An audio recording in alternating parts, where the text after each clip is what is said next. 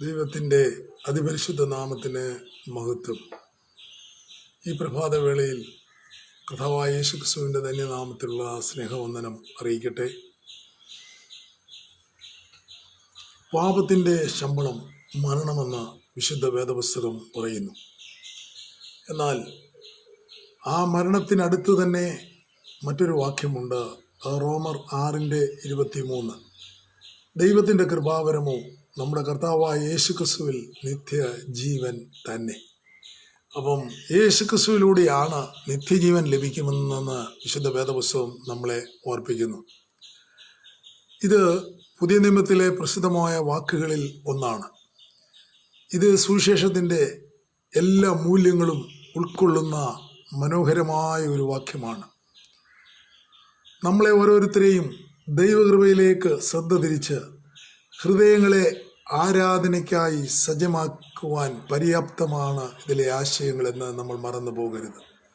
അതുകൊണ്ട് വീണ്ടും ഞാൻ ഓർപ്പിക്കുകയാണ്, പാപത്തിൻ്റെ ശമ്പളം മരണമത്രേ, ദൈവത്തിൻ്റെ കൃപാവരമോ നമ്മുടെ കർത്താവായ യേശുക്രിസ്തുവിൽ നിത്യ ജീവൻ തന്നെ. ഈ ഭാഗത്ത് പാപത്തിന് ആളത്വം നൽകി, സ്തോത്രം, പാപത്തെ ഒരു യജമാനനായി പൗലോസ് അവതരിപ്പിക്കുകയാണ്. ഈ ലോകത്തിൽ 2 യജമാനന്മാരാണ് ഉള്ളതെന്ന് നമ്മൾ മറന്നു പോകരുത്. ഒന്ന് പാപവും മറ്റൊന്ന് ദൈവവും, അഥവാ പാപം നമ്മളെ കൊണ്ട് ചെയ്യിപ്പിക്കുന്ന പൈശാചികനും, മറ്റൊന്ന് ഈ സകല അഖിലാണ്ടത്തിൻ്റെയും ഉടയവനായ ദൈവവും. പ്രിയപ്പെട്ടവരെ, അങ്ങനെയാണെങ്കിൽ 2 ലക്ഷ്യങ്ങളിലേക്കാണ് ഈ 2 സംഭവങ്ങളും നമ്മളെ നയിക്കുന്നതെന്ന് നമ്മൾ മറന്നു പോകരുത്. പാപം അർഹമായത് നൽകുന്നു. പാപത്തിൻ്റെ ശമ്പളം മരണമെന്ന് നമ്മൾ ഓർപ്പിച്ചു. പാപം അർഹമായത് നൽകുന്നു. എന്നാൽ നിത്യജീവൻ കൃപാദാനമാണ്. യോഗ്യതയില്ലാത്ത സ്ഥാനത്ത് ദൈവം നൽകിയ കൃപാദാനമാണ് നിത്യജീവനെന്ന് വേദപുസ്തകം നമ്മളെ പഠിപ്പിക്കുന്നു. പാപം തന്നെ സ്നേഹിക്കുന്ന പാപികൾക്ക് കൃത്യമായി ശമ്പളം കൊടുക്കുന്നു എന്ന് പറഞ്ഞാൽ അതിൻ്റെ അർത്ഥം നിത്യ മരണമാണ് അങ്ങനെയുള്ളവർക്കെന്നാണ് അതിൻ്റെ അർത്ഥം. ദൈവത്തിൽ നിന്നുള്ള നിത്യമായ വേർപാട് അഥവാ നിത്യനരകമാണ് പാപത്തിൻ്റെ ശമ്പളം. ഈ ലോകത്തിലുള്ള സകല ചരാചരങ്ങളെ സൃഷ്ടിച്ചവനായ ദൈവം തൻ്റെ സദൃശ്യത്തിലും സ്വരൂപത്തിലും സൃഷ്ടിച്ചവനായ മനുഷ്യനെ സ്നേഹിക്കുന്നു എന്നുള്ളതിൻ്റെ മകുട ഉദാഹരണമാണിത്. പാപത്തെക്കുറിച്ച് നമ്മൾ ചിന്തിക്കുമ്പോൾ അതൊരു താൽക്കാലിക സുഖം ഈ ഭൂമിയിൽ നൽകുന്നു എന്നേ ഉള്ളൂ. പക്ഷേ അതിൻ്റെ അന്തം നിത്യദണ്ഡനമാണെന്ന് വിശുദ്ധ വേദപുസ്തകം ഓർപ്പിക്കുകയാണ്. പാപം വാഴുവാൻ ആഗ്രഹിക്കുന്ന രാജാവാണ് ഈ ലോകത്തിൻ്റെ പ്രഭുവാകുന്ന ശത്രു. എന്നാൽ അവൻ നമുക്ക് അനീതിയുടെ ആയുധങ്ങൾ നൽകുന്നു.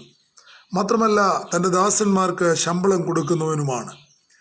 എന്നാൽ ക്രിസ്തുവിൽ ആകുന്നതിന് മുമ്പ് നാം എല്ലാം പാപത്തിൻ്റെ ദാസന്മാരായിരുന്നു. എത്ര മനോഹരമായൊരു വചനമാണ് പ്രിയപ്പെട്ടവരെ.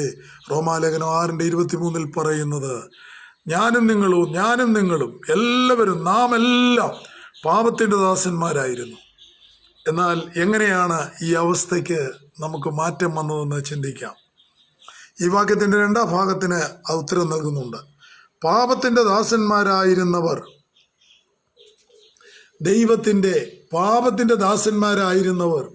ദൈവത്തിൻ്റെ ദാസന്മാരാകുമ്പോൾ കാര്യങ്ങൾക്ക് സമ്പൂർണമായ മാറ്റം വരികയാണ്.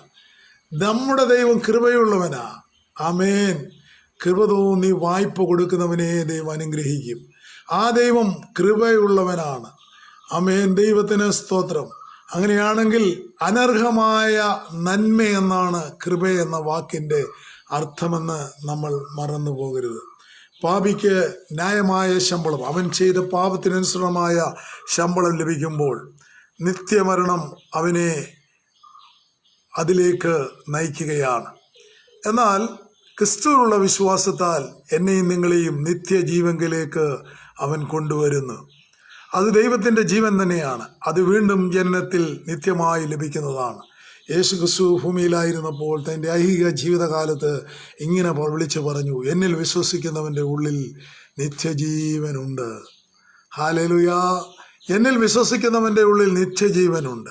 അങ്ങനെയാണെങ്കിൽ നിത്യജീവൻ നൽകുമ്പോൾ പാപിയുടെ പാപത്തെ ആമേൻ ദൈവം അവഗണിക്കുകയാണ്. ദൈവത്തിന് സ്തോത്രം. നമ്മുടെ കർത്താവായ യേശു ക്രിസ്തുവിൽ നിത്യജീവൻ ഉണ്ട് എന്ന് നമ്മൾ വായിച്ചല്ലോ. അതായത് ക്രിസ്തു യേശു മുഖാന്തരം, ക്രിസ്തുവിലുള്ള വിശ്വാസത്താൽ യേശു ക്രിസ്തു മുഖാന്തരം നമുക്ക് നിത്യജീവൻ ദൈവം നൽകിയിരിക്കുകയാണ്. പ്രിയരെ, ഞാനും നിങ്ങളും ഇന്ന് അനുഭവിക്കുന്ന സകല ആത്മീയ അനുഗ്രഹങ്ങളും ആമേൻ ക്രിസ്തുവിലൂടെ ലഭിച്ചതാണ്. ഹല്ലേലൂയ! നമ്മുടെ നിത്യമരണം ക്രിസ്തു ക്രൂശിൽ അനുഭവിച്ച് തീർത്തു. നമുക്ക് നിത്യജീവൻ ക്രിസ്തുവിൻ്റെ ആ നിത്യമരണത്തിലൂടെ കൃപയാൽ ലഭിച്ചു. നാം മഹത്വത്തിൽ എത്തിച്ചേരുമ്പോൾ എനിക്കും നിങ്ങൾക്കും അർഹിക്കുന്നതായ ആമേൻ ദാനങ്ങളെ ദൈവം നൽകുമെന്ന് വേദപുസ്തകം പറയുന്നു. പ്രിയപ്പെട്ടവരെ, നമ്മൾ മറന്നു പോകരുത്. ദൈവം നിത്യനരകം മാറ്റി ഒരിക്കലും ലഭിക്കാൻ അർഹതയില്ലാത്ത നിത്യസ്വർഗം ദാനമായി തന്ന ദൈവകൃപ എത്രയോ ശ്രേഷ്ഠമാണ്. അങ്ങനെയാണെങ്കിൽ ദൈവത്തിന് നമുക്ക് നൽകിയിരിക്കുന്ന നിത്യജീവൻ മഹാദാനത്തിന് കാരണഭൂതനായ കർത്താവായ യേശു ക്രിസ്തുവാണ്. നമുക്ക് നന്ദിയോടെ ആ ദൈവത്തെ ആരാധിക്കാം. കർത്താവിൻ്റെ നാമത്തിൽ പിതാവായ ദൈവത്തിന് അധരഫലമെന്ന സ്തോത്ര യാഗം ഈ പ്രഭാതവേളയിൽ നമുക്ക് അർപ്പിക്കാം. നമുക്ക് ലോകത്തിൻ്റെ മധ്യയിലേക്ക് നമ്മുടെ കണ്ണുകളെ ഉയർത്താം. രണ്ട് കള്ളന്മാരുടെ മധ്യേ, ആകാശത്തിനും ഭൂമിക്കും മീതെ, AD എന്നും BC എന്നും ആമേൻ രണ്ടായി തിരിച്ചുകൊണ്ട് നമ്മുടെ മുൻപിൽ കടന്നു വന്നവനായ യേശു കർത്താവ് അവനൊടുവിൽ കാൽവറിയിലേക്ക് കടന്നുപോയി. അത് മനുഷ്യനായി തന്നെ കാൽവറിയിൽ കടന്നുപോയി. സകല മനുഷ്യരുടെയും പാപത്തിൻ്റെ പരിഹാരം ക്രിസ്തുവിലൂടെ ലഭിക്കേണ്ടതിന് പഴയ നിയമയാഗത്തിലൂടെ പാപികൾക്ക് വിടുതലില്ലാതിരുന്നപ്പോൾ പുതിയ നിയമത്തിൽ യേശു ക്രിസ്തുവിലൂടെ ഒരു വിടുതൽ നമുക്ക് നൽകുകയാണ്. ഞാനും നിങ്ങളും ഏൽക്കേണ്ട എല്ലാ വേദനകളും നമ്മുടെ കർത്താവ് യേശു ക്രിസ്തുവിൽ വഹിച്ചു. ഹല്ലേലൂയ! ആ യേശു ക്രിസ്തുവിൽ അവൻ വഹിച്ചത് കൊണ്ടാണ് നമ്മൾ ഓർത്തതുപോലെ നിത്യജീവൻ നമുക്ക് നൽകുവാനായിട്ട് ഇടയായി തീർന്നത്. നോക്കൂ, 3 കാരിരുമ്പാണികളാൽ അവൻ തൂക്കപ്പെട്ടവനായി കിടക്കുകയാണ്. അവൻ്റെ തലയിൽ ആമേൻ മുൾമുടി അടിച്ചു കയറ്റി അതിൽ നിന്ന് രക്തം ധാരധാരയായി ഒഴുകുകയാണ്. പ്രിയപ്പെട്ടവരെ, ഞാനും നിങ്ങളും ദൈവത്തിന് ഹിതമല്ലാതെ ചിന്തിച്ചു പോയ സകല പാപങ്ങൾക്കും വേണ്ടി അവൻ്റെ തലയിൽ ആമേൻ ആണി അടിച്ച് കയറ്റിയപ്പോൾ നമ്മൾ തല കൊണ്ട് ചിന്തിച്ച പാപത്തിന് പരിഹാരം വരുത്തുകയാണ്. അവൻ്റെ കൈകളിലേക്ക് നോക്കൂ, നീണ്ട കാരിരുമ്പാണികൾ അവൻ്റെ കൈകളിൽ അടിച്ചു കയറ്റി ആമേൻ അവൻ്റെ കൈകളിലൂടെ രക്തം ധാരധാരയായി ഒഴുകുകയാണ്. ഞാനും നിങ്ങളും കൈകൊണ്ട് ചെയ്ത പാപത്തിന് വേണ്ടി ആമേൻ അവൻ നമ്മുടെ പാപത്തിന് പ്രായശ്ചിത്തം നൽകേണ്ടതിന് അവൻ ആ കൈകളിൽ ശിക്ഷ ഏറ്റുവാങ്ങി. അവൻ്റെ 2 കാലും ഒന്നിനു മേലെ ഒന്നായി വെച്ച് ഒരു ആണി അടിച്ച് കയറ്റി. പ്രിയപ്പെട്ടവരെ, നമ്മൾ അരുതാത്ത സ്ഥാനത്ത് നടന്നു പോയെങ്കിൽ, നമ്മൾ അരുതാത്ത സ്ഥാനത്തേക്ക് യാത്രയായെങ്കിൽ ആമേൻ നമ്മുടെ കാലുകളിൽ ആണിയടിച്ച് കയറ്റേണ്ട സ്ഥാനത്ത് അവൻ്റെ കാലുകളിൽ ആണിയടിച്ച് കയറ്റി നമ്മുടെ പാപത്തിൻ്റെ ശിക്ഷയാകുന്ന മരണത്തിൽ നിന്ന് അവൻ നമ്മളെ വിടുവിച്ചു. ഒരു നിമിഷം പ്രാർത്ഥിക്കാം. ഞങ്ങളുടെ സ്വർഗീയ പിതാവേ, മനോഹരമായ ഒരു പ്രഭാതം കൂടെ ഞങ്ങൾക്ക് ദൈവം ദാനമായി നൽകിയല്ലോ. പാപിക്ക് നിത്യദണ്ഡനം ലഭിക്കുമ്പോൾ, പാപത്തിൽ താൽക്കാലിക ഭോഗത്തിൽ താൽക്കാലിക സുഖത്തിൽ ജീവിക്കുമ്പോൾ, നിത്യദണ്ഡനത്തിലേക്ക് പോകുമ്പോൾ ക്രിസ്തുവിലുള്ള വിശ്വാസത്താൽ നിത്യ സ്വർഗത്തിലേക്ക് ഞങ്ങളെ ചേർക്കാമെന്ന് വാക്ക് തന്ന ദൈവം, ആ ദൈവം ഇന്ന് പ്രഭാതത്തിൽ കർത്താവേ എന്നെ കേൾക്കുന്ന എല്ലാവർക്കും ഒരു ആശയായി, ഒരു പ്രത്യാശയായി തീരട്ടെ എന്ന് പ്രാർത്ഥിക്കുകയാണ്. വിശ്വാസം, പ്രത്യാശ, സ്നേഹം, ഇത് 3 എന്നും നിലനിൽക്കും. അത് സ്വർഗത്തിലുമുള്ളതാണ്. എന്നാൽ സ്നേഹമാണ് ഇതിൽ ഏറ്റവും വലിയത്. മനുഷ്യർ തമ്മിൽ പരസ്പരം സ്നേഹിച്ച് ദൈവസ്നേഹം അവരിലേക്ക് ഒഴുകിയെത്തി ആമേൻ ഒരു രക്ഷാകരമായ കർത്താവിൻ്റെ പ്രവൃത്തിയിൽ പങ്കാളികളായി തീരുവാൻ തക്കവണ്ണം നമുക്കും ഇടയാകട്ടെ എന്ന് പ്രാർത്ഥിക്കുന്നു.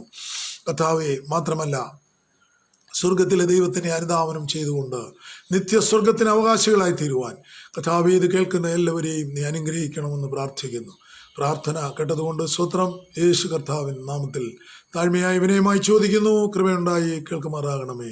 നമുക്ക് വീണ്ടും അടുത്ത ആഴ്ചയിൽ കണ്ടുമുട്ടാം. ദൈവം ഈ വചനങ്ങളാൽ നമ്മളെ അനുഗ്രഹിക്കട്ടെ. ആമീൻ, ആമീൻ, ആമീൻ.